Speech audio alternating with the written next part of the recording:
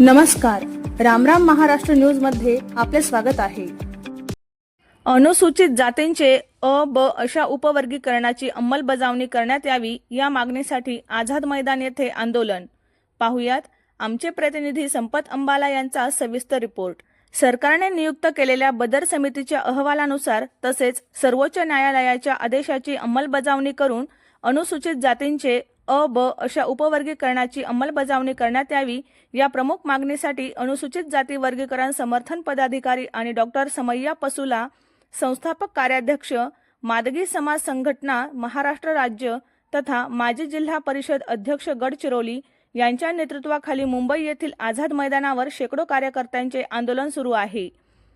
प्राध्यापक हरिश्चंद्र नक्कालवार, मादगी समाज संघटना प्रदेशाध्यक्ष, बबलू अक्केवार युवा अध्यक्ष, जयराज खंडे अण्णा उपाध्यक्ष, कणकम कृष्णा अण्णा सोशल मीडिया प्रचारक तसेच मादगी समाज संघटनेचे अनेक पदाधिकारी आणि कार्यकर्ते मोठ्या संख्येने सहभागी झाले आहेत। आंदोलनास्थळी राज्याचे कॅबिनेट मंत्री गिरीश महाजन यांनी भेट देऊन आंदोलनकर्त्यांशी चर्चा केली।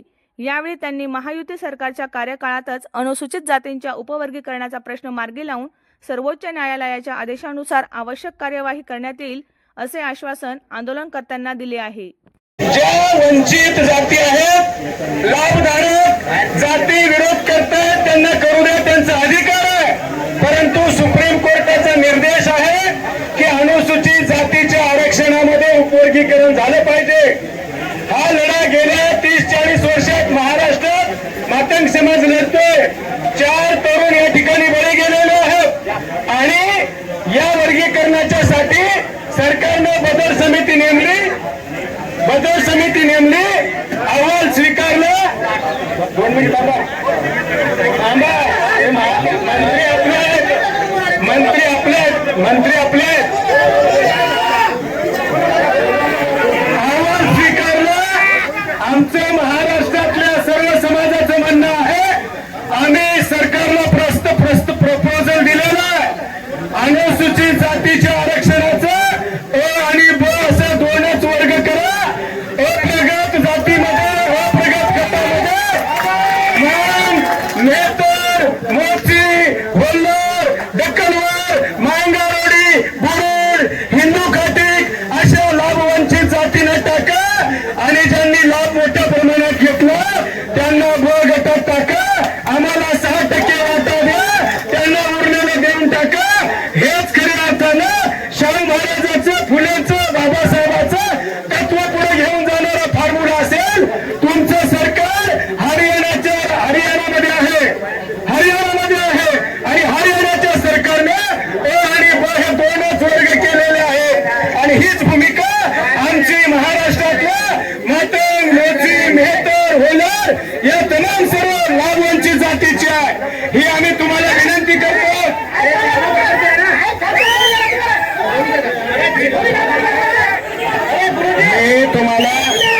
मी तुम्हाला सांगतो, आपण सांगितल्याशिवाय गिरीश भाऊ महाजन मैदानाच्या बाहेर जाणार नाहीत, बरं का? आपण सांगितल्याशिवाय गिरीश भाऊ महाजन मैदानाच्या बाहेर जाणार नाहीत।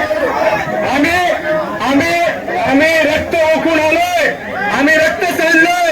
19 मेला मोर्चा झाला, गुन्हे अंगावर घेतले, मंत्रालयासमोर पोरं गेले, इथले आझाद मैदानच्या झाडावर माझे कार्यकर्ते गेले। आम्ही किंमत मोजली आणि मुख्यमंत्री देवेंद्र फडणवीस सांगितलं